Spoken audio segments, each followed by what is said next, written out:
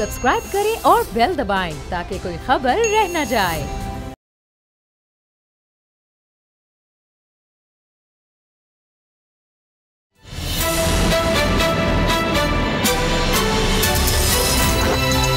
अब पता चला। बिस्मिल्लाहिर्रहमानिर्रहीम, अस्सलाम वालेकुम। मैं हूं मोहम्मद उसामा गाजी और आप देख रहे हैं अब पता चला। कोरोना की तीसरी लहर के बढ़ते खतरात मुकम्मल लॉकडाउन के हालात बनाते दिखाई दे रहे हैं। हुकूमत ने 10 से 15 मई तक ईद उल फित्र की लंबी छुट्टियों का ऐलान कर दिया है। चांद रात के बाजारों पर पाबंदी लगा दी गई है। घर रहो महफूज रहो की हिकमत अमली के तहत तमाम मार्केटें, दुकानें, कारोबार बंद रहेंगे। मेहंदी, ज्वेलरी और कपड़ों के स्टॉल्स पर मुकम्मल पाबंदी होगी। इसके अलावा तमाम तफरीही मकामात, पब्लिक पार्क, शॉपिंग मॉल्स 8 से 16 मई तक बंद रहेंगे। बैनुल सूबाई इंटर और इंट्रासिटी ट्रांसपोर्ट पर भी 8 से 16 मई तक मुकम्मल पाबंदी रहेगी। निजी गाड़ियों, रिक्शों और टैक्सीज को 50% सवारियों के साथ सफर की इजाजत दी गई है। इलेक्ट्रॉनिक मीडिया को हिदायत की गई है कि छुट्टियों में ज्यादा से ज्यादा फिल्में, ड्रामे दिखाएं ताकि लोग घर तक महदूद रहें।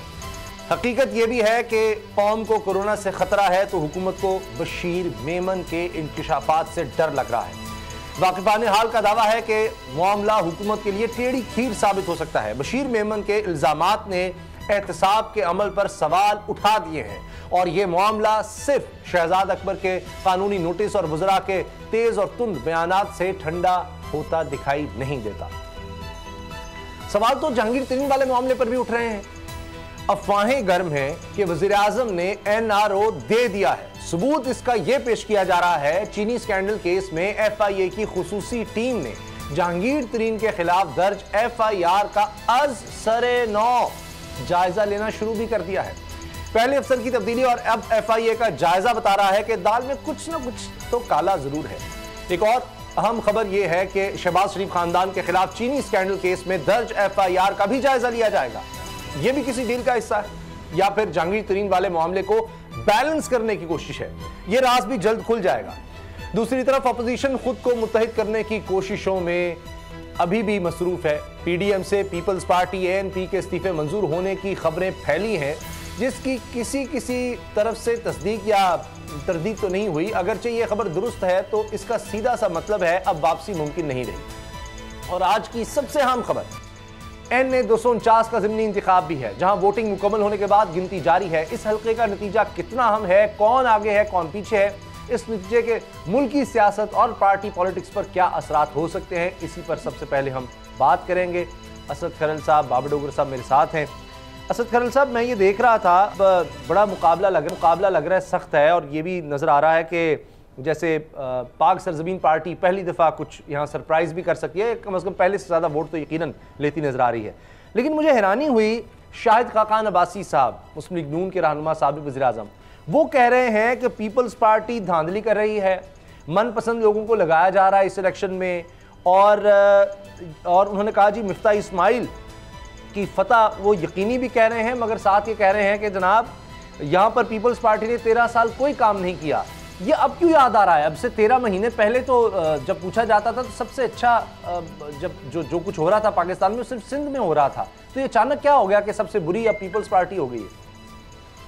मामला ये है कि अब एक्सक्यूज़ तो पहले से आना शुरू हो गए हैं और इससे आप अंदाज़ा लगा सकते हैं। लेकिन अब अगर इस NA 249 की बात की जाए, माजी में अगर 1988 लेकर आज तक, तो इसके अंदर एक मरतबा पीपल्स पार्टी जो है मुंतखब हुए हैं उनके उम्मीदवार, 2 मरतबा मुस्लिम लीग नून के और 2 मरतबा MQM के।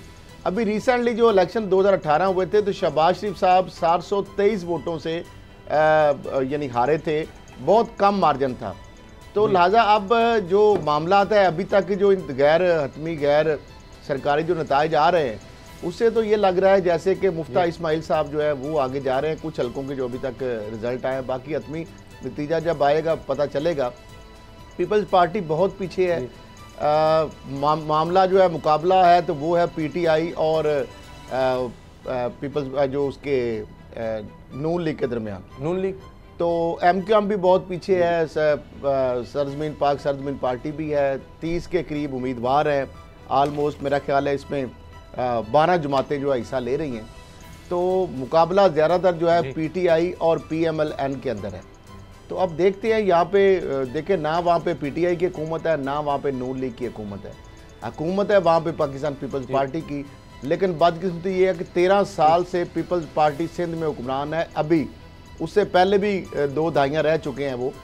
तो मामला ये है कि फिर भी अगर वो कहीं कंसीडर नहीं हो रहे उनके उम्मीदवार, तो इससे फिर बात तो जो उनके दावे बड़े बड़े बुलंदो बांग है कि सबसे ज़्यादा काम सिंध में हुआ है, तो कराची भी सिंध का हिस्सा है और उसका दारुल हुकूमत है। अगर वहाँ पे ही उनके उम्मीदवार के साथ ये बर्ताव हो रहा है तो इससे परफॉर्मेंस या उनकी कारकर्दगी का अंदाज़ा लगाया जा सकता है। इसके साथ साथ MQM का भी आप देख लें कितने साल वो इक़्तिदार में रहे, उनका क्यों वहाँ पे वोट बैंक नहीं है। नून लीग तो बहुत पहले की बात है जब एक वक्त था कि वो सिंध में रहे इक़्तिदार में, तो अब तो नून लीग जो है उसको अगर वोट मिल रहा है तो मैं समझा हूँ ये एक बड़ी नाकामी है पाकिस्तान पीपल्स पार्टी की, MQM की। और वफाक में जो PTI की हुकूमत है, अगर ये वो सीट नहीं निकाल सकती तो फिर PTI के वहाँ से कितने ही वुज़रा हैं, वहाँ से गवर्नर हैं।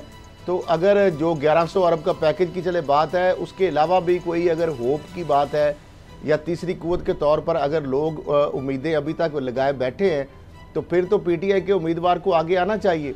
और अगर वो नहीं आते तो फिर जारी बात है नून लीग इस चीज़ के ऊपर फिर वो एक डंडोरा पीटेगी कि जनाब हमारा बयानिया जीत रहा है और मौजूदा जो पार्टी है फाकी हुकूमत जो PTI है वो गैर मकबूल हो रही है आवाम के अंदर।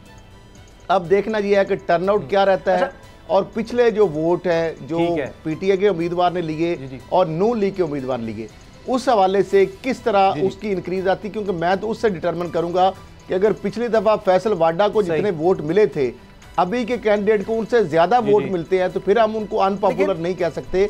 और अगर उससे कम वोट मिलते हैं और नून लीग को पहले से ज्यादा मिलते हैं तो फिर हम कहेंगे कि जारी बात है नून लीग के वोट जो है ठीक है बड़े हैं। अच्छा, इसमें एक मामला ये है असद खरल साहब के हर हल्के के अपने डायनामिक्स होते हैं, लेकिन कराची में डायनामिक्स बिल्कुल फ़र्क है। कराची गरीब परवर शहर जिस तरह कहा जाता है, ये सियासत परवरी भी करता है।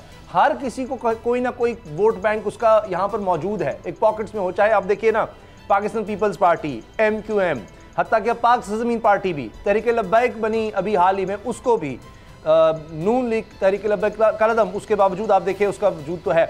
अच्छा, नून लीग आपको नजर आएगी, यानी सारी जमातों का यहाँ पर आपको नजर आएगा कहीं ना कहीं वो जीते हैं। अब बाबर डोगर साहब सवाल ही पैदा होता है कि लोग बेचारे क्या करें। अगर वो आज नून लीग को वोट करते हैं तो उसमें नून लीग क्या कर लेगी। उनके मसाइल जो जहां पूछे लोगों से वो यही सड़क के, पानी के मसला, सेहत का मसला, सीवरेज का मसला, उनके वही मसाइल हैं जो होते हैं। नून लीग वो पूरे नहीं कर सकती। वो हालांकि मरियम लाख कहती रहे कि जी सिर्फ और सिर्फ नून लीग ही अब कराची के मसाइल हल कर सकती है। अब ये उनको याद आ गया, वरना पीपल्स पार्टी बड़ा अच्छा परफॉर्म कर रही थी करीब 15-20 महीने से, तो बड़ी अच्छी थी कराची और सिंध में हालात, अब बुरे हो गए हैं। तो खैर, अब मकसद कहने का ये है कि नून लीग कुछ नहीं कर सकेगी। तहरीक इंसाफ को वोट दें तो जनाब वो भी नहीं कर सकते। पीपल्स पार्टी को यहाँ पर वो दे देकर थक गए हैं। MQM को भी देंगे, वो रोएगी कि जी हमें तो इख्तियारात ही नहीं है। तो किसको वोट दें फिर लोग यहाँ? उसामा साहब, इसमें कोई शक नहीं है कि कराची के डायनामिक जो है वो पाकिस्तान के बाकी सारे सूबों से बिल्कुल डिफरेंट हैं।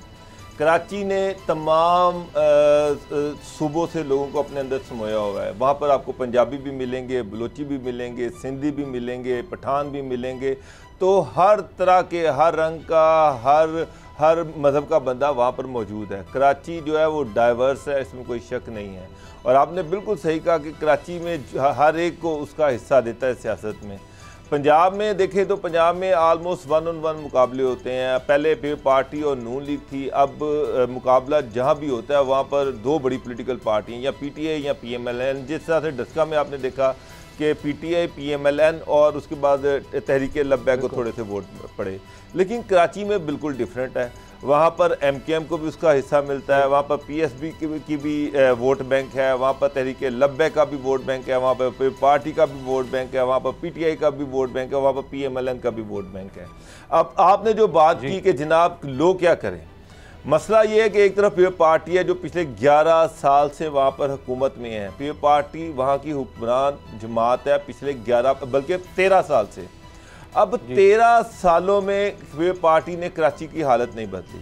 वहाँ पर अभी भी सीवरेज के मसाइल हैं, वहाँ पर साफ पानी के मसाइल हैं, वहाँ पर रोज़गार के मसाइल हैं, वहाँ पर कूड़ा क्रिकेट के मसाइल हैं। तो कराची मसाइलिस्तान बना हुआ है। होना तो 13 साल किसी भी शहर की तकदीर बदलने के लिए बहुत बड़ा टाइम होता है, लेकिन इसका मतलब ये है कि पीपल्स पार्टी ने तो वहाँ पर कुछ नहीं किया। MQM वहाँ पर बड़ी पार्टी थी। MQM और PTI का अलायंस है हुकूमत में, और दोनों हुकूमती पार्टी हैं। PTI ने 1100 अरब रुपए का, इमरान खान ने इलेक्शन से पहले बहुत बहुत बड़े वादे किए थे, कराची की किस्मत बदलने का वादा किया था, और कराची ने सबसे ज़्यादा वोट PTI को दिया। मैं आपको बताता हूँ, कराची में सबसे ज़्यादा वोट PTI को मिला, लेकिन PTI ने कराची को क्या दिया इन 3 सालों में? 1100 अरब रुपए का लॉलीपॉप, जिसका 1 रुपया नहीं लग सका। वहाँ से फेडरल मिनिस्टर भी हैं, फैसल वाडा, जिस हल्के में ये इलेक्शन हो रहा है वहाँ पर वो वहाँ से जीते थे, और फेडरल मिनिस्टर वो कहते हैं हम किस तरह से काम करें। सामा साहब एक मिनट बनाना चाहते हैं, पीपल्स पार्टी नहीं कर सकती, वो तो सारा पीपल्स पार्टी को देते हैं। सामा साहब, अगर नियत से काम करना हो तो 100 तरीके, अगर बदनीयती हो तो फिर 101 बहाने, 118वीं तरमीम भी बहाना, और 2500 दूसरे बहाने। फेडरल गवर्नमेंट के पास बेतहाशा बजट है, लगाने की नीयत हो तो लग जाएगा। 1100 अरब का पैकेज यहाँ पर बात ही खत्म कर दी है बाबर साहब। अब मसला ये है, नीयत का कह के देखिए, लोगों के अंदर रिजेंटमेंट है, लोगों के अंदर फ्रस्ट्रेशन है, लोग हुकूमत से उनको बहुत ज्यादा उम्मीदें वाबस्ता थी। तो अगर ये पार्टी ने भी कुछ किया, MQM ने भी कुछ नहीं किया, अगर हुकूमती पार्टी ने भी कुछ नहीं किया, तो फिर एक फ्रस्ट्रेशन निकालेंगे। ये भी अगर वहां से, मुझे नहीं पता, नून लीग को वोट दे देते हैं, मुझे नहीं पता वहां पर कौन जीतेगा, नून लीग को वोट देने का फायदा। और सर सुन तो लें आप वही मैं आपको कह रहा हूँ कि मुझे नहीं पता कि वहां पर मिफ्ता इस्माइल जीतेंगे या नहीं जीतेंगे, लेकिन ये एक आई ओपनर होगा पीपल्स पार्टी के लिए भी, MQM के लिए भी, और PTI के लिए भी, कि वो कहां पर खड़े हैं। अगर यहाँ से नून लीग जीत जाती है, देख लिया हमने, नहीं वो नून लीग की सीट थी उसामा साहब, वो नून लीग की सीट थी। पंजाब GT रोड नून लीग का किला है। आप कराची की बात कर रहे हैं, लाहौर से यहाँ से कराची को में अगर जाके नून लीग जीत जाती है। आपकी बात सही है, ये भी नून लीग ही क्लेम कर रही थी कि जी यहाँ धांधली हुई थी, चंद 100 वोटों से हार गए जनाब शहबाज शरीफ साहब, वरना तो हार ही नहीं सकते थे। अच्छा, आपने नीयत की बात की, बड़ी दिलचस्प बात है कि नीयत हो तो काम हो सकता है। मुझे ये बताएं कि ये हो क्या रहा है? इमरान खान साहब ने तो जो डेलीगेशन मिला, आपने खुद कहा कि वो कोई इतना ज़्यादा खुश नहीं आया हम ख्याल ग्रुप मिलने के बाद, कि उन्होंने कहा जी एक जुडिशल कमीशन बना दें जहांगीर तरीन के मामले पर, वो भी नहीं हुआ। शहजाद अकबर के हटाने की बात हुई, वो भी किसी ने रिपोर्ट किया कि हाँ जी इमरान खान ने कहा मैं बाकी चीज़ पर सोच सकता हूँ, तो उसमें समझ लिया कि शायद शहजाद अकबर को हटाया जाएगा, वो भी मुझे तो मुश्किल लग रहा है। लेकिन ये जो FIR वाला मामला है, FIR जो दर्ज हुई जहांगीर तरीन साहब के खिलाफ और शहबाज शरीफ के खिलाफ, उसका अज सरे नौ जायजा लिया जा रहा है। असद खरल साहब, ये NRO हो गया है? उसामा साहब मुझे ये बताएं कि जो वो डिमांड कर रहे थे जहांगीर तरीन साहब, उसको तो उसी हिसाब से आगे फिर मामला चलने हैं ना, कोई FIR ख़त्म नहीं कर दी गई। आज सारे 9 मतलब मेरिट और डीमेरिट ही देखने हैं उन्होंने, कि इसके अंदर जो शवाहिद हैं उसकी बुनियाद पर ये दर्ज की गई हैं, इसके अंदर मेरिट और शवाहिद जो है उसको मद्देनज़र रखा गया है। दूसरी बात जो आपने शहजाद अकबर साहब की बात की है, उनको हटा दिया गया इस हिसाब से, इस मामले से, ख़ास तौर पर जहांगीर तरीन साहब का जो इशू है, बैरिस्टर अली जफर साहब जो है उनको अब कहा गया है कि वो मतलब नहीं, मैं इसकी थोड़ी सी मैं आपको तस्दीक कर दूं। आज इमरान खान साहब TV एंकर से मिले हैं, उस मुलाकात में उन्होंने बड़ा क्लियरली कहा है कि डॉक्टर रिजवान जो है वही इन्वेस्टिगेट करेंगे इस केस को, वो नहीं हटाया गया उनको। वो तो मैंने पहले कहा था, अबू बकर खुदाबख्श सिर्फ उनको असिस्ट करेंगे, असिस्ट नहीं करेंगे, यानी वो उनके सीनियर है, जारी बात है, उनको यानी रहनुमाई गाइडेंस हाँ जी चले इस और दूसरी चीज ये है कि जो है क्या नाम है, मशीर साहब जो है वो भी, उनको भी नहीं हटाया गया, शहजाद अकबर साहब को भी नहीं हटाया गया, से मुराद ये है वो भी वहीं पर रहेंगे। सिर्फ सेनेटर जो है क्या नाम है अली जफर, वो सिर्फ ये देखेंगे कि इस केस में कोई पॉलिटिकल इन्फ्लुएंस आ रहा है या नहीं आ रहा, बाकी किसी को नहीं हटाया गया, सारे लोग उसी तरह काम कर रहे हैं। बस उन्होंने एक, इमरान खान साहब ने एक लॉलीपॉप उनको ये दिया कि चलें अली जफर जो है वो देख लेगा, कि देखिए उनको उनकी बेसिक उनकी जो कंप्लेंट थी वो ये थी कि जी इस पे सियासी प्रेशर बढ़ाया जा रहा है, ये सियासी मुकदमात हैं, जहांगीर तरीन को विक्टिमाइज किया जा रहा है। तो इमरान खान साहब ने, प्राइम मिनिस्टर जो है, उन्होंने अली जफर को ये ड्यूटी दी कि उसे इतना दे के एक रिपोर्ट बना दे कि क्या वाकई इसको पॉलिटिकल विक्टिमाइजेशन है, क्या वाकई कोई पॉलिटिकल दबाव है। वो सिर्फ उनका रोल इतना है, बाकी जो इन्वेस्टिगेशन हो रही है वो एज इट इज चलेगी, उस पर वो कह रहे कि कोई फर्क नहीं आएगा। और जो टीम इन्वेस्टिगेट कर रही थी वो भी उसी तरह से रहेगी, उसमें भी कोई वो चेंज नहीं आई। अच्छा ठीक है, लेकिन सवाल असद खरल साहब बताएं, एनआरओ हुआ है या नहीं आपकी नजर में? नहीं, एनआरओ इसको नहीं कह सकते कि दोनों ही अपराइट अफसर हैं। अबू बकर खुदाबख्श जो है उनकी इंटेग्रिटी के ऊपर कोई क्वेश्चन नहीं उठाया जा सकता।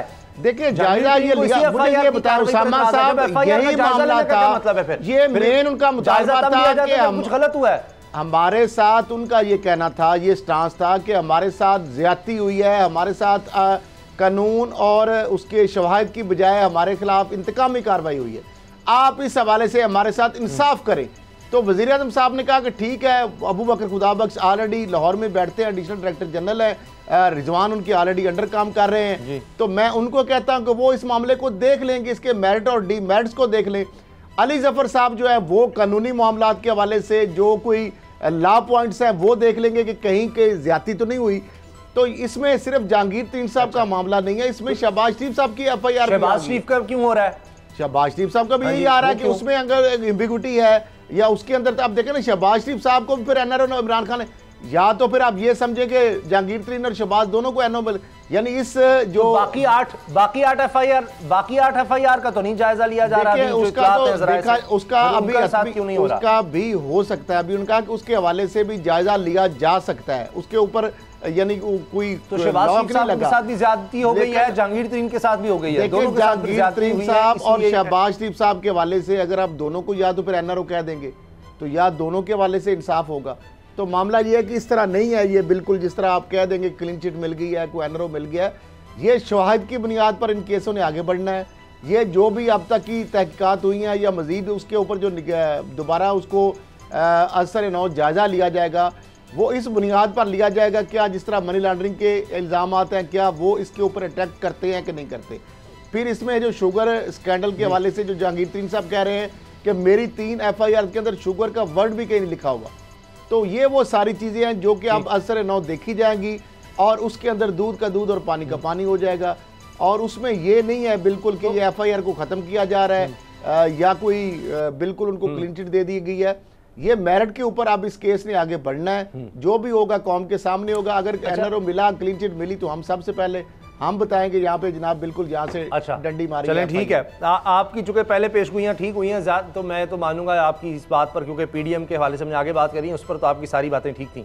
बाबर डोगर साहब, फिर ये जो जब सारा कुछ असर नौ होना है, दोबारा से चीज़ों को देखा जाना है, तो गलतियाँ तो फिर कहीं हुई हैं, ये सारा इसका मतलब है इस मामले में। जिस तरह से FIA के वकील ने बैंकिंग कोर्ट में कह दिया कि जनाब वो गलती से हमने ये FIR दर्ज करवा दी जहांगीर तरीन के खिलाफ के जी पैसा यहाँ से वहाँ गया है, वो कहीं साबित नहीं होता, तो गलतियाँ हुई हैं। मुझे तो लगता है हर सतह पर गलतियाँ हुई हैं। ये जो चीनी का स्कैंडल सारा आया था, ये आपकी गलती है बाबर डोगर साहब, असद खरल की गलती है, मेरी गलती है कि हमने क्यों उठाया ये मामला, क्यों लोगों के सामने ले कर आए कि जी चीनी महंगी हो गई है और ये सब कुछ हो गया। ये किसी ने कुछ नहीं किया, ये हमेशा से इस मुल्क में होता चला आ रहा है, ये कुछ अब से नहीं है। चीनी के जो लोग हैं वो इसी तरह कमाते हैं, ये सारा कुछ होता था, ये कुछ इलीगल नहीं था।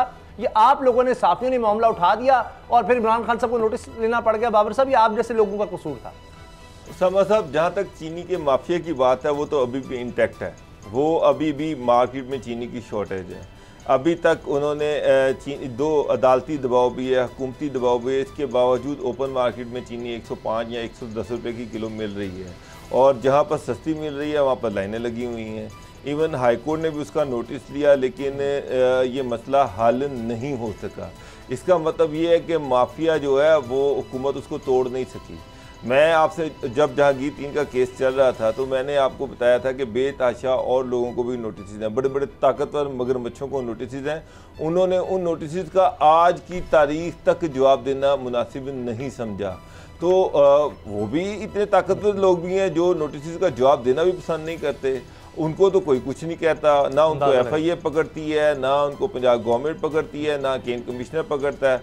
और एक बंदा जो है उसको आप बुलाई भी जा रहे हैं। मेरा तो सिर्फ इतराज़ इतना था कि आप ऐसा ना लगे कि गवर्नमेंट किसी को पोलिटिकली विक्टिमाइज कर रही है। अगर आपने शुगर माफिया जो है, जो कार्टेल है, इसको तोड़ना है, इसके खिलाफ इंक्वायरी करनी है, इसको पकड़ के इसको जेलों में डालना है, तो फिर सारे माफिया को हाथ डालें, उस माफिया में से एक बंदे को हाथ ना डालें। यहाँ पर हुमायूं अख्तर बरादरान भी बैठे हैं, यहाँ पर मोहन सलाई भी बैठे हैं, यहाँ पर जनाब खुसरो बख्तियार भी बैठे हैं, और भी बेताशा बड़े बड़े ताकतवर मीडिया मालकान बैठे हैं जिन पे कोई हाथ डाल ही नहीं सकता। तो वो जो है वो बड़े धड़ल्ले से अपनी मर्जी की कीमत पर नटशल क्या लगता है? असद खरल साहब ने कहा उनकी नज़र में कोई एनआरओ नहीं हुआ, आपको भी लगता है कोई एनआरओ नहीं है? दोबारा जायजा लेना या ये जो कुछ हो रहा है इस सबको एनआरओ नहीं कहा जा सकता, ये जिस तरह बैरिस्टर अली जफर का बीच में आना, ये सब कुछ? देखिए उसामा साहब, जो वो डिमांड कर रहे थे, जो एक्सपेक्ट किया जा रहा था, वो कुछ और था। वो ये एक्सपेक्ट किया जा रहा था ये ग्रुप मिलेगा, ये इमरान खान साहब से बात करेगा, ये जहांगीर तरीन और इमरान खान के दरमियान जो गलत फहमी है उनको दूर करने की कोशिश करेगा। उसके बाद इनका ख्याल था कि इमरान खान जहांगीर तरीन को टाइम दे देंगे, जहांगीर तरीन इमरान खान से मिलेंगे और मामला रफा दफा हो जाएंगे। अच्छा, वो चीज़ें तो बिल्कुल नहीं हुई। सही। और दूसरी चीज़ ये थी कि इसलिए वो जो एक्सपेक्टेशन वो नहीं, सब न्यूज़ अपडेट्स का वक्त है। इसके बाद हम बात करेंगे पीडीएम की, क्या वाकई इस्तीफे मंजूर हो गए हैं पीपल्स पार्टी के, एएनपी के, और खासतौर पर शाहिद खाकान अब्बासी ने एक नई बहस छेड़ दी है कि नवाज शरीफ को हुकूमत और मुल्क से ताकतवर हल्कों ने निकाला, ताकतवर हल्कों ने, मुल्क से भी उन्होंने निकाला। अब ये इशारा किस तरफ है? अदालतों की तरफ है? ब्रेक के बाद बात करते हैं।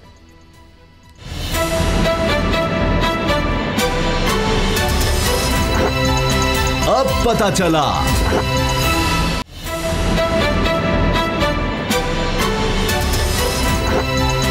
अब पता चला।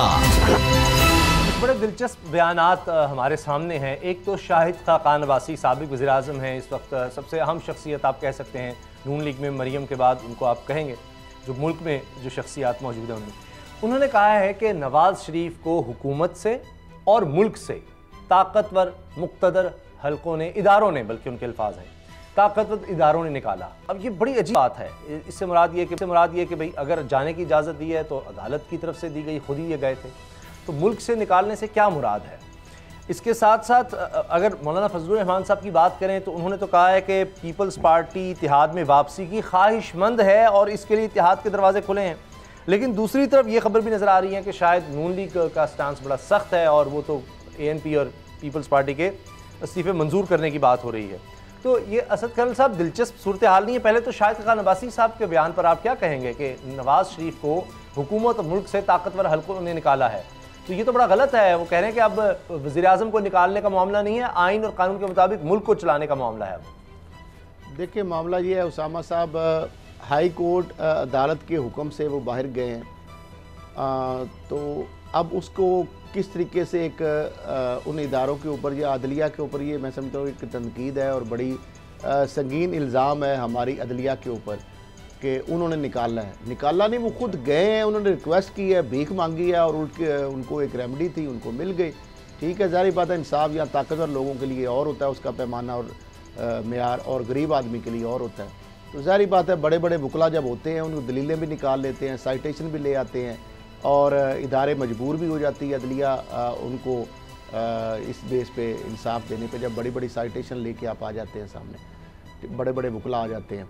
तो एक तो ये मामला हो गया। दूसरा जो फजलुर रहमान साहब कह रहे हैं कि पीपल्स पार्टी वापस आने के लिए तैयार है, ख्वाहिशमंद है, और एएनपी जो है वो इसलिए नाराज़ हुई कि पीपल्स पार्टी ने बाप से वोट क्यों लिए।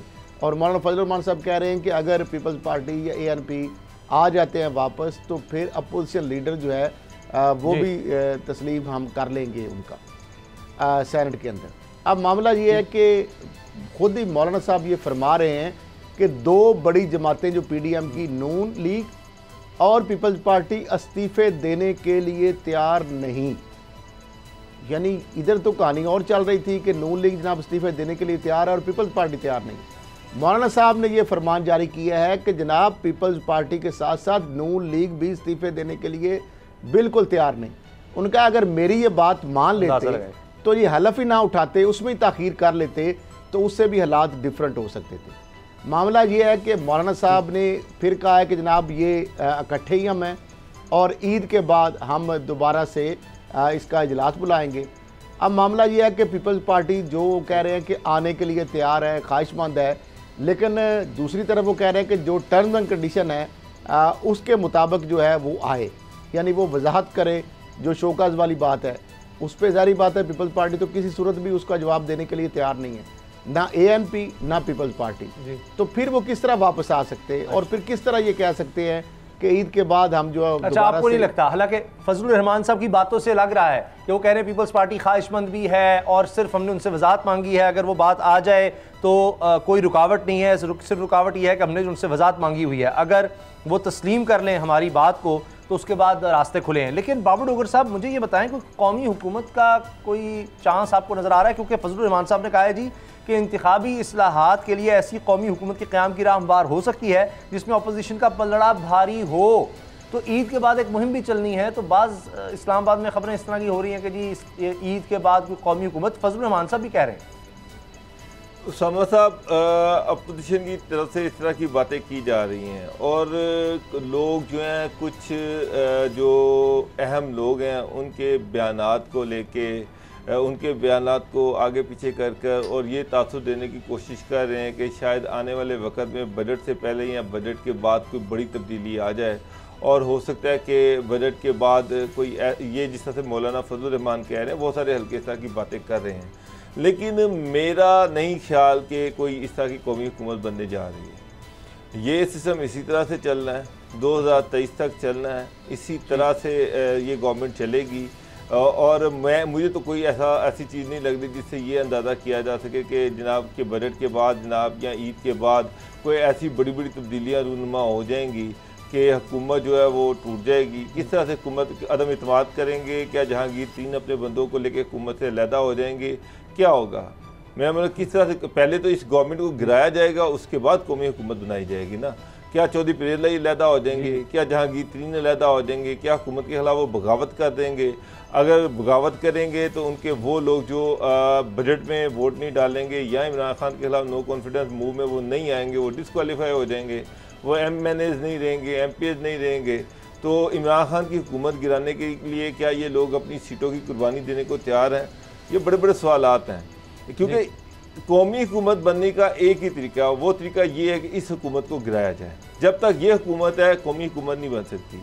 तो इसको गिराने के लिए या तो फिर जो अलाई पार्टियाँ वो सारी अपोजिशन के साथ मिल जाएँ, जाके भाव अपोजिशन के पास चली जाए, MKM अपोजिशन के पास, ये जो बशीर मेमन वाला मामला है ये मुसलसल, देखिए ये इतना तो बड़ा है ना कि इमरान खान साहब को आज बयान जारी करने पड़ रहे हैं, एंकर से मुलाकात करनी पड़ रही है, उसमें कहना पड़ रहा है कि जी मैंने तो कभी उसको कहा ही नहीं। साहब इसमें मेरी सुन ले, मैंने फिर भी नहीं कहा दहशतगर्दी केस बनाने का। ख्वाजा आसिफ के बारे में बात जरूर हुई, लेकिन मैंने किसी का या काजी फाइसा का नहीं बनाने का। इसका मतलब है कि ये कुछ भी हो सकता है, इन हाउस चेंज का मतलब भी हो सकता है। मेरी एक बात सुने, जिस तरफ आप कह रहे हैं कि जुडिशरी के खिलाफ या किसी सीनियर मौजूद जज के खिलाफ जो साजिश हुई, इस साजिश में ये हुकूमत जा सकती है, ये प्राइम मिनिस्टर डिस्क्वालीफाई हो सकते हैं।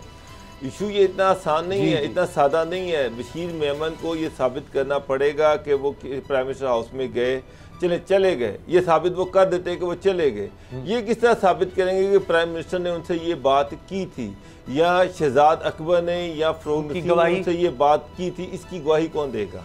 चले मुझे ये बताएं। उन्होंने खुद ही कह दिया ना कि वहाँ पे शहजाद अकबर थे, वहाँ पे आजम खान थे। पुलिस अफसर रहा हूं, नहीं मुझे पता है चीजों को कैसे साबित करना है। वो कह रहे हैं मुझे पता है चीजों को कैसे साबित करना है। खुद कह रहे हैं कि प्राइम मिनिस्टर 2 शख्स पेश होते हैं, एक गवाही देगा, दूसरा गवाही देगा, ये अदालत में फैसला करना है वो किसकी गवाही मानेगी। वो कह रहे हैं कि प्राइम मिनिस्टर के पास जब वो गए, जब प्राइम मिनिस्टर के पास गए तो उनके साथ शहजाद अकबर और आजम खान थे। तो क्या आजम खान और शहजाद अकबर अगर उनकी बात की गवाही उनके हक में दें तो फिर उनकी बात कोलैबोरेट होगी ना। यानी वो कह रहे हैं कि जब वज़ीर आज़म साहब उनसे ये जुमले कह रहे थे उस वक्त शहजाद अकबर और आजम खान उनके मौजूद थे। तो शहजाद अकबर भी अगर मुकर जाते हैं, आजम खान इस चीज से मुकर जाते हैं, नोटिस दे दिया। अच्छा, अब वो मुकर जाते हैं तो फिर वो किस तरह प्रूव करेंगे? वो तो मुकरेंगे ही, वो तो मानेंगे नहीं। मेरा एक सवाल ये है, मेरा एक सवाल ये है, वो खुद पुलिस ऑफिसर है, उसने सारी जिंदगी ये काम किया है। आप भी लॉयर हैं, किस तरह अदालत में जाना है। पुलिस ऑफिसर का कोर्ट में बयान एडमिसिबल नहीं होता, खाली स्टेटमेंट तो नहीं आ गया इतने अरसे के बाद, तैयारी के साथ आया है। साहब ने कहा मेरा 55 साल का तजर्बा है कोर्ट का, ऐसे कोई बयान ध्यान नहीं देता, एक एक लफ्ज ऐसे फर और सारा वो पूरी तैयारी के साथ हैं। बाबर साहब आप मेरी यार सुन लें, मुझे पता है जो तैयारी के साथ आए हैं, उनका जो इंटरव्यू हुआ किस तरह से हुआ, किसने करवाया, उसको स्पॉन्सर किसने किया, उसके पीछे कौन था, किस तरीके से इंटरव्यू हुआ, मुझे एक एक चीज का पता है, एक एक डिटेल का पता है। अगर ये मैं बोला ना तो फिर बशीर मेमन मुंह छुपाना शुरू कर देंगे कि किस तरह से ये इंटरव्यू हुआ, किसने किया, कैसे किया, किसने खर्चा किया, सारी चीजों का मुझे पता है। मसला ये है, बड़ी बात है, बड़ी आपको अंदर की सब पता है। उसामा साहब मुझे ये भी पता है कि लाहौर से बंदा जो है हैदराबाद गया, उसने किसने उसको भेजा था, ये भी मुझे पता है। छोड़ दें, मैं ये कह रहा हूं कि अगर लॉग बुक से ये भी साबित हो जाता है कि बशीर मेमन उस दिन प्राइम मिनिस्टर हाउस में थे, ये भी साबित हो जाता है, पर यह कैसे साबित करेंगे कि प्राइम मिनिस्टर ने उनसे कहा कि sitting chief justice of supreme court को इन्वेस्टिगेट करो? इस चीज का प्रूफ कहां से लेके आएंगे? क्या इनके पास कोई रिकॉर्डिंग है, कोई वीडियो क्लिप है? किस तरह से साबित करेंगे कि प्राइम मिनिस्टर ने कहा जी मैंने तो ये बात की नहीं? फरोल नसीम कह रहे हैं कि मैं इसके खिलाफ कोर्ट में जाऊंगा। शहजाद अकबर ने 50 करोड़ रुपए का उसको नोटिस दे दिया है। तो सवाल ये है, देखिए हमने एविडेंस पे चलना है, कोर्ट ने किसी की जुबानी स्टेटमेंट पे नहीं चलना। भाई एविडेंस नहीं होती। नहीं, अच्छा आपका ख्याल है जुबानी जो स्टेटमेंट होता है ना, पुलिस का बयान, पुलिस ऑफिसर सिटिंग अगर सर्विंग भी हो तो उसका बयान एडमिसिबल बिफोर द कोर्ट नहीं होता। बात जरा समझे, खाली स्टेटमेंट जो है ना उसको प्रूव करने के लिए एविडेंस क्या है? या तहरीरी बयान हो या उसकी गवाहियां आए, जो लोग वहां पे मौजूद थे वो उसको इंडोर्स करें। कौन गवाही है? वो खुद ही है ना। बशीर मेमन की गवाही किसी काम की नहीं है। मुझे एक बात बताएं साहब, कल बशीर मेमन ये कहे, कल बशीर मेमन ये कहे कि मैंने ब्रेक है। अच्छा ब्रेक के बाद बाबर साहब हम बात करेंगे कोरोना की वबा के हवाले से भी, और वो उस बयान पर आपका कमेंट नहीं आ सका बाबर साहब। शाहिद खान अब्बासी का जो बयान है नवाज शरीफ के हवाले से कि मुल्क से उनको भेजा है इदारों ने, ब्रेक के बाद बात करेंगे।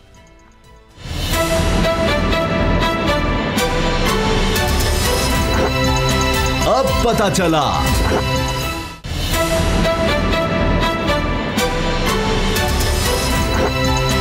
अब पता चला। कोरोना की सूरत हाल दिन ब दिन खतरनाक होती नजर आ रही है और अब मजीद सख्तियां करने का फैसला किया गया है। मिसाल के तौर पर यह कि पब्लिक ट्रांसपोर्ट पर पाबंदियां लग रही हैं, मार्केट्स का कहा जा रहा है बंद कर दी जाएंगी मुकम्मल तौर पर, किसी तरह के स्टॉल्स नहीं लगेंगे ईद पर। हर तरह से कोशिश हो रही है कि लोग इकट्ठे किसी जगह ना हों, और हता कि ये तक कहा गया है कि आप जो मशहूर ड्रामाज या फिल्म ऐसी हैं दिखाएं ताकि लोग घरों से कम निकलें। हर तरह से कोशिश हो रही है। अब इसमें बाबर डोगर साहब, एक तरफ ये कोशिशें हैं लोगों को घरों तक महदूद रखने की, दूसरी तरफ है इलाज मुआवजे की सहूलत की बात, उस तरफ भी कोशिशें हो रही हैं। अब 40 साल से ज़ायद उम्र के लोगों के लिए रजिस्ट्रेशन का भी कह दिया गया है। फिर कहा जा रहा है कि मई से इनकी वैक्सीनेशन भी शुरू हो जाएगी। इसमें आपको लगता है अब पहले से कोई बेहतरी आ रही है? क्योंकि पहली दफ़ा हुआ पाकिस्तान की तारीख में कि एक दिन में 1 लाख से ज़्यादा लोगों की वैक्सीनेशन हुई। अगर हम इसमें तेज़ी लाएँ, जिस बहरान का ख़तरा जाहिर किया जा रहा है, अमेरिकी रिपोर्ट आई है कि 28,000 तक लोग पाकिस्तान में जाँ बाक हो सकते हैं इस वबा की वजह से। एक दिन में इतनी खौफनाक सूरत आ रही है, अमेरिकी रिपोर्ट है। देखिए उसामा साहब, जितने गवर्नमेंट के रिसोर्सेज हैं हमने उस हवाले से बात करनी है, जितने गवर्नमेंट के पास पैसे हैं उस हवाले से बात करनी है। अगर मैं इन चीज़ों को देखूं तो फिर तो गवर्नमेंट की ये बड़ी सर्विस है कि 60 से 70 साल के दरमियान लोगों को भी तकरीबन वैक्सीनेशन हो चुकी है, 50 और 60 साल के दरमियान लोगों की फ्री वैक्सीनेशन हो रही है, और अब 40 से 50 साल के लोगों की रजिस्ट्रेशन स्टार्ट हो गई है। तो ये काबिल तहसीन कदम है गवर्नमेंट का। मगर मैं वो मुल्क जो खुद वैक्सीन बना नहीं रहा, जिसके पास वैक्सीन खरीदने के पैसे नहीं हैं, इसके बावजूद वो लोगों को फैसिलिटेट कर रहा है जिस हद तक भी जाके कर सकता है। और इसमें कोई ऐसा स्कैंडल भी सामने नहीं आया कि हम कहें कि जी गवर्नमेंट ने ये कर दिया वो कर दिया। और बड़े अच्छे तरीके से बड़े अच्छे तरीके से लोगों को वैक्सीनेशन हुई है। जिन्होंने भी अपने आप को रजिस्टर कराया उनको बर वक़्त इतला मिली, उनके सेंटर्स के नाम आए, उनके कोड नंबर आए, वो वहाँ पर गए और उनको एक अच्छे तरीके से वैक्सीनेशन हो गई है। तो इस पे तो मैं गवर्नमेंट के इक़दाम को सराहता हूँ कि ये एक अच्छा स्टेप था, जो क्योंकि वैक्सीनेशन ही इसका एक हल है। और दूसरा जो हल है वो है परहेज़। वो कहते हैं कि इलाज परहेज़ इलाज से बेहतर है। मसला ये है कि मास्क पहने। इसकी इस हवाले से अब ये तो लोग जो हैं इनके अंदर अवेयरनेस आनी चाहिए। इस हवाले से भी मेरा ख्याल है कि गवर्नमेंट के जो स्टेप्स हैं वो ठीक हैं कि ईद से 15 दिन पहले या ईद से एक हफ़्ता पहले उन्होंने सारे बाज़ार बंद कर देने हैं और कोशिश ये की जाएगी कि ईद जितनी सादगी से मनाई जाए उतना ही बेहतर है। ईद के दिनों में 10 छुट्टियाँ कर दी जाएंगी ताकि लोग घरों में रहें, ज़्यादा मिक्सअप्स ना हो, ताकि ये कोरोना जो है बस जितनी सोशल गैदरिंग कम होगी, जितनी सोशल डिस्टेंसिंग ज़्यादा होगी, उतना ही कोरोना कम फैलेगा। तो गवर्नमेंट इस हवाले से फौज को भी बुला लिया है, फौज भी अपनी ड्यूटियाँ कर रही है।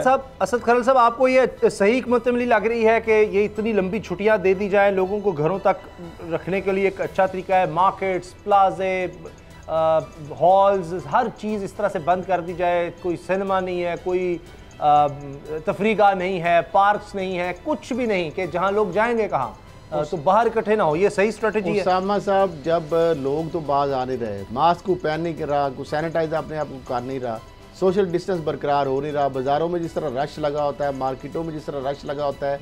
आज मैं देख रहा था तकरीबन 6:15 बजे मैं गुजर रहा था मॉल टाउन लिंक रोड से, तो उसामा साहब पहली मरतबा मैं देखा, मुझे खुशी भी हुई, चले कम अज़ कम के 6 बजे के बाद जो गवर्नमेंट ने अनाउंस किया है तमाम दुकानें बंद थी, कोई दुकान मुझे खुली नज़र नहीं आई। अच्छा, वेरी गुड। मतलब ये एक अच्छा है कि SOP ऊपर चला, दुकानदारों ने, ट्रेडर्स ने भी अमल दरामद शुरू कर दिया है, तो अच्छी बात है। अब दूसरी बात ये जो छुट्टियों वाली बात है, कम से कम 10 दिन तक देखें, हॉस्पिटल हमारे इतनी गुंजाइश नहीं है कि अगर जिस तरह भारत का हम देख रहे हैं, हमारे सामने तस्वीरें रोज़ आ रही हैं, वीडियोज़ रोज़ आ रही हैं, रोज़ फैक्ट्स आ रहे हैं सामने कि किस तरह ये तीसरी जो लहर है किस तरह ख़तरनाक हद तक इख्तियार कर चुकी है। मुझे बताएं, अभी तक जो हमारे हॉस्पिटल के अंदर क्या मजीद वेंटिलेटर के हम अफोर्ड कर सकते हैं, क्या मजीद बेड हम अफोर्ड कर सकते हैं, क्या उसके हवाले से जो अरेंजमेंट्स हैं वो पूरे हो सकते हैं, क्या जो हेल्थ स्ट्रक्चर के ऊपर ऑलरेडी बहुत बड़ा एक बोझ है, बर्डन है, बड़ी मुश्किल से वो चल रहा है, तो इससे ज़्यादा अगर बोझ उस पर आ जाएगा तो ये 10 दिन अगर छुट्टियाँ हो जाएंगी, लोग घरों में बैठेंगे, तो जारी बात है वो सोशल डिस्टेंस वाला मामला भी ख़त्म हो जाएगा। मार्केटों बाज़ारें जो बंद हो गए वहाँ नहीं लोग जाएंगे, दफातर में लोग नहीं जाएंगे, ट्रांसपोर्ट में लोग नहीं इकट्ठे इस तरह बैठेंगे, तो उससे यकीनन कुछ ना कुछ हद तक इसकी कमी होगी। तो अब इसके अलावा तो और कुछ चारा नहीं है। ताजरों का मैं देख रहा था, वो भी आए हैं कि जी एहतजाज के लिए कि जी बड़ा मसला हो रहा है, ईद ही तो था, यही तो सीज़न था, इस पर हम कमा सकते थे, और हमेशा यही होता है कि ईद पर ही होता है। तो अगर आप ये बंद कर रहे हैं, मिसाल के तौर पे स्टॉल्स आप नहीं लगाने दे रहे, आप पार्क्स में नहीं जाने दे रहे, आप तो रेडी वाला दीगर आप देखें, मैं मिसाल देता हूँ, गुब्बारे बेच रहे होते हैं लोग यहाँ पार्क्स में, छोटे छोटे काम कर रहे होते हैं, तो सबसे उनकी तो कोई बात भी नहीं करता, और तो उनका क्या होगा? उनके लिए तो कोई मैकेनिज्म नहीं है। 10 दिन तक आप दिहाड़ीदार को बेरोजगार करें एक तरह से, लोगों को घरों में बिठाकर। उसामा साहब, मेरी इतला ये है, आज कैबिनेट की मीटिंग भी हुई है पंजाब गवर्नमेंट की, और मेरी इतला ये है कि गवर्नमेंट उनके लिए भी कोई पैकेज का सोच रही है कि अगर लॉकडाउन की तरफ जाती है या इस तरह छुट्टियों की तरफ जाती है, तो ऐसे लोग जिनकी दिहाड़ियाँ मुतासिर हो सकती हैं, उनके लिए कोई ना कोई ऐसा पैकेज अनाउंस कर दिया जाए ताकि उनको थोड़ा बहुत रिलीफ मिल सके। तो लेकिन मेरी एक चीज़ में मेरी एक इस्तदा है उसामा साहब, हम इंडिया के हालात देख रहे हैं।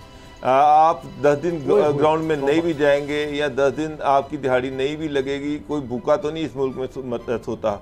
फिलंथ्रोपी बहुत ज़्यादा है, मुखैर हज़ाब बेतहाशा खर्च कर रहे हैं। अभी भी मैं देख रहा हूँ कि हर दूसरे चौक में कहीं ना कहीं खाना भी बट रहा है, और उसके बाद सरकारी लेवल पे भी वो ये गवर्नमेंट का भी ये सिस्टम एक चल रहा है। अब आप इंडिया में देखिए जो सूरत हाल है, लोग सड़कों पे लाशें पड़ी हुई हैं, अस्पताल भर गए हैं, और जो उस सारी चीज़ें देखने के बाद हमें अब बहुत एहतियात और मुहतात होना पड़ेगा। पाकिस्तान जो है वो बड़ा कोरोना के हवाले से हम बिल्कुल रेड लाइन के ऊपर चल रहे हैं। जिस तरह से वो तेज़ी से फैल रहा है, अगर इस तरह के इकदाम ना किए तो अल्लाह ना करे कि सिचुएशन जो है गवर्नमेंट के कंट्रोल से बाहर हो जाए, इंडिया से हो गई। असद खरल साहब, ये वाकई, क्योंकि हमें सबसे बेहतर अगर मिसाल लेनी है तो यकीनन हम देख सकते हैं कि भारत में क्या हुआ। एक तो ये कि बिल्कुल वैसे ही एनवायरनमेंट है, हालांकि उनका सेहत का निज़ाम कुछ बेहतर ही कहा जाता था भारत का, तो वहाँ पर उन्होंने वो मेले सब, पहले तो उन्होंने कंप्लीट लॉकडाउन लगाया, जब पाकिस्तान ने फिर भी कोई ना कोई बीच में सहूलत रखने की कोशिश की, उससे भी बड़ी तबाही हुई, और अब उसके बाद फिर ध्यान ही नहीं किया। तो उनसे पाकिस्तान सबक सीखते हुए ये ठीक कर रहा है कि 10 दिन तक यकीनन दिहाड़ीदार के लिए तो बेरोजगारी है, जो टैक्सी चला रहा है, कुछ कर रहा है, रिक्शा चला रहा है, वो तो बाहर लोग नज़र ज़ाहिर है फिर नहीं आएंगे, जब ईद पर ही नहीं निकल सकते, कहाँ जाएंगे? उसामा साहब, कोरोना से ना तो हम लड़कर जीत सकते हैं, ना हम उससे डर कर जीत सकते हैं।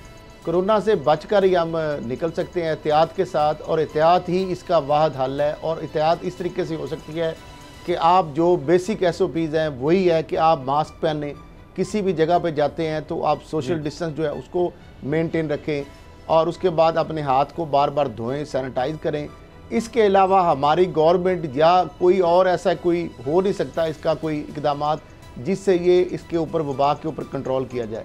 तो यही है, prevention is better than cure. मामला ये है कि जो यहाँ इस बीमारी का ना तो कोई इलाज है, और जिस तरीके से अब ये शिद्दत के साथ बीमारी आई, इसमें शरह अमवात बहुत ज़्यादा हैं पहले से ज़्यादा इसमें रेशो है। और पहले लोग जो है सर्वाइवल रेशो ज़्यादा थी, अब इसमें सर्वाइवल रेशो तेज़ी से कम हो रही है। ज़्यादा शिद्दत से ये वबा आई है और ये जरसोमा जो आया है, ये वायरस जो आया है, तो अब मामला ये है कि इसके लिए एक ही तरीका है कि हम अपनी चीज़ें जो हैं रिस्पॉन्सिबिलिटी जो सोशल है अपने ऊपर भी लागू करें, अपने घर से, अपनी ज़ात से शुरू करें, हम खुद भी बचें, दूसरों को भी बचाएं, यही इसका हल है। इसके अलावा अगर हम कहें कि सारा काम हुकूमत ने करना है, वैक्सीनेशन भी है, लेकिन मैं फिर कहूँगा कि वैक्सीनेशन ये नहीं है गारंटी कि वैक्सीनेशन पहली के बाद फिर दूसरी लगवानी पड़ती है, फिर जो जिसको नहीं है दोबारा भी हो सकता है, नहीं हो सकता, उसके बाद भी एहतियात करनी चाहिए। ये तो एहतियात जो है ये लाजम है, और एहतियात के बगैर इसका कोई और हल नहीं है। सिर्फ एक ही चीज़ है,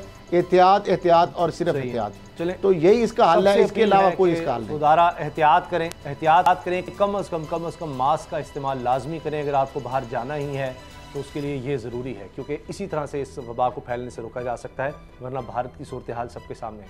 इजाज़त दीजिए, अल्लाह हाफ़िज़।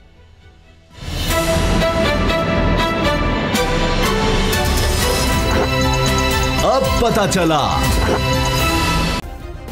सब्सक्राइब करें और बेल दबाएं ताकि कोई खबर रह न जाए।